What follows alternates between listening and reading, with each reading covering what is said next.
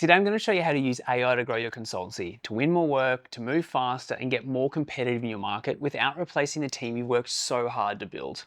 Hi, my name's Josh and I spent 10 years as a director and shareholder of a 3 million engineering consultancy. We grew to a 30 million engineering, town planning, surveying and architecture firm. And today we're going to explore three things. Why the consultancies that don't adopt AI are going to get left behind, while I believe that AI is an accelerant and not a replacement for your team, and the three levels of AI you can start bringing into your business today. All right, so let's do it. So the big idea one I want to talk to you about is essentially adopt AI or get left behind. So what I want to talk to you about is the honest and potentially slightly uncomfortable truth that AI isn't a fad. I'm sure you know that by now. You can't wait it out. You can't put your head in the sand. And as an industry built on, crunching numbers, doing repetitive work, the firms that ignore AI are going to get left behind. It's such a hot topic right now. It's not going away. You can get angry about the fact that it's here, but it's just, it's a simple fact. AI is not going away. And so much of what we do in the engineering built environment industry is like number crunching, it's repetitive tasks, it's report writing, emails. There's so much process driven work, which is exactly what AI is good at. So we can get angry, we can get frustrated, we can put our head in the sand and go, oh, they'll burn themselves out. But it's here to stay and we've got to adopt it. So yeah, the reality is that there are firms out there that can see the competitive advantage that AI gives them. They can see that they can do routine tasks quicker, easier, more effectively. Yes, they've got to do reviews and that sort of stuff, but the reality is those firms out there, and there are some, I hate that people undercut each other in this industry. It's a pet peeve of mine, but there are people out there that will do stuff for cheaper. They'll undercut you. They'll win more market share, and that's going to be their plan to grow. So wishing that AI wasn't here and hoping it going away won't stop it from happening.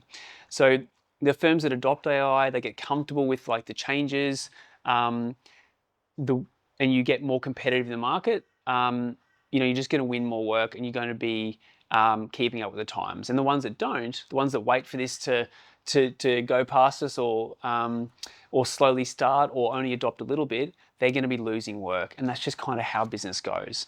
So I guess if part of you is quietly hoping this whole AI thing blows over, I want you to ask yourself this. While you're waiting it out, how many of your competitors are getting faster, sharper, and cheaper than you every single week?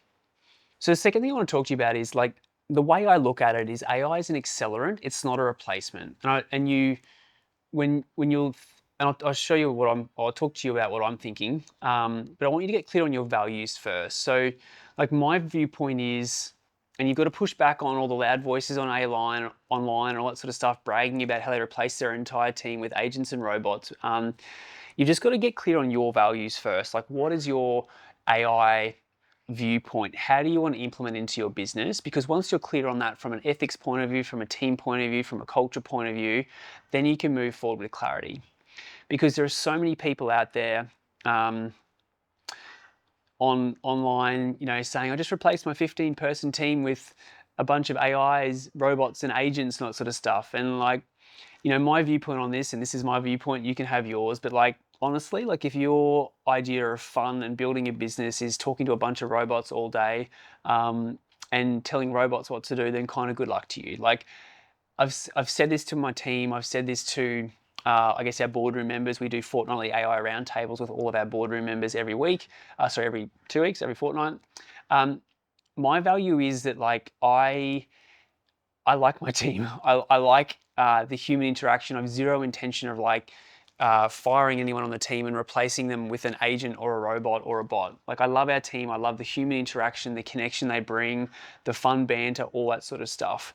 So the first thing you've got to do is identify your own values around AI. What is it that you want it to do in your business? What do you want it to take over?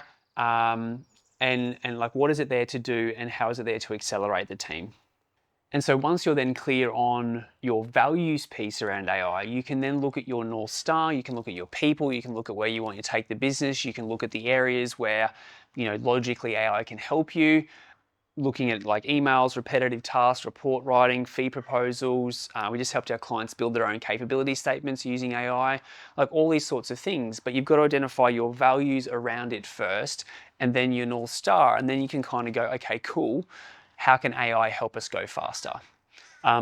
Because if you do this backwards and you just keep, I guess, either avoiding AI out of fear or just chase efficiencies and profit, so you strip the entire heart and soul out of your business, again, you're going to be left behind depending on what you decide to do. So before you go gung-ho into everything, have you actually sat down and decided like what AI is there to do in your business, how it's going to help you, what your value set is, what's your North Star, before you actually decide to adopt AI into your business? All right, so the third thing I want to talk to you about is, I guess, and we've rolled this whole process out for our boardroom members to kind of help them get clearer in their head about AI and the different levels. But I want to talk you through like the 3 different levels of AI, and how you can start adopting them today. So yeah, we've talked about not getting left behind. We've talked about your North Star, your values, all that sort of thing. Now I want to talk to you about the future and what that looks like for your business. So yeah, the three ways to think about AI, and how you can start to go from like simple implementation through to more complex things. So super quickly, so level 1, or the first level of AI, is just chat. So you'd be familiar with this. Like you ask AI something, it answers. So these are things like your chat GPTs and your Claudes. You iterate every task, you ask it to do something, it does it for you. Review this report, help me write an email, craft a message, do a document for me. That's your easiest place to start. So level 1 is just chatting with backwards and forwards with the AI tool. So ChatGPT, Claude, you ask it to do something, it answers. So that's level 1.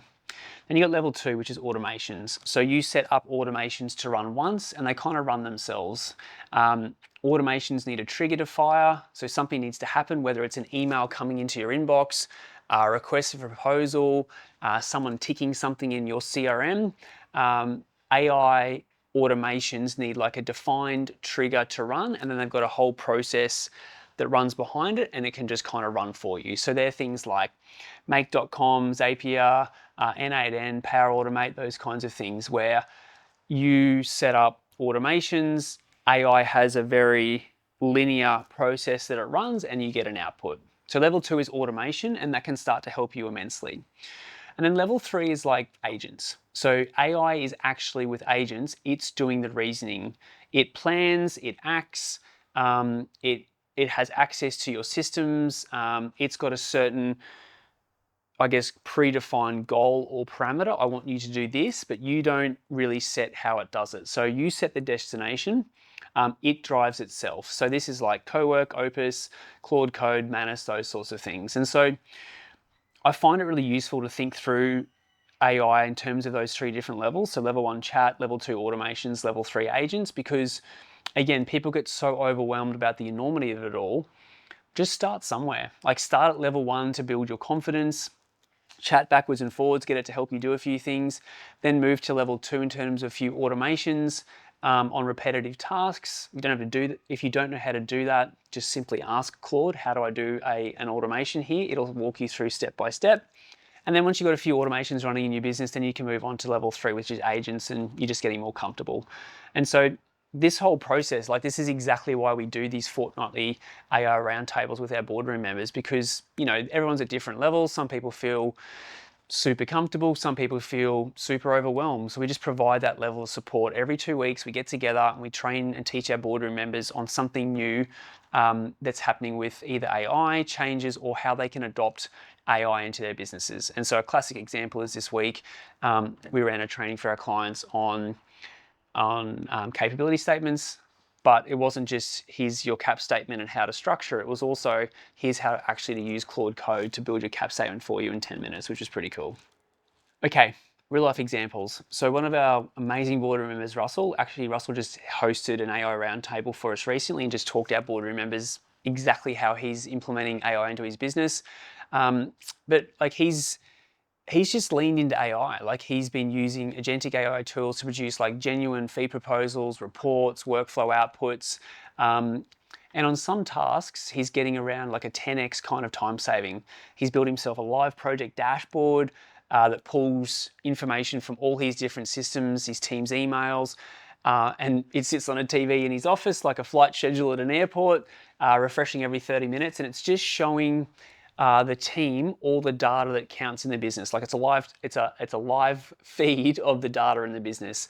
But it's working because it's getting the team focused on the right metrics in the business, because like his fee proposal conversion rate has climbed to nearly 60% in the business because the team are now focused on that.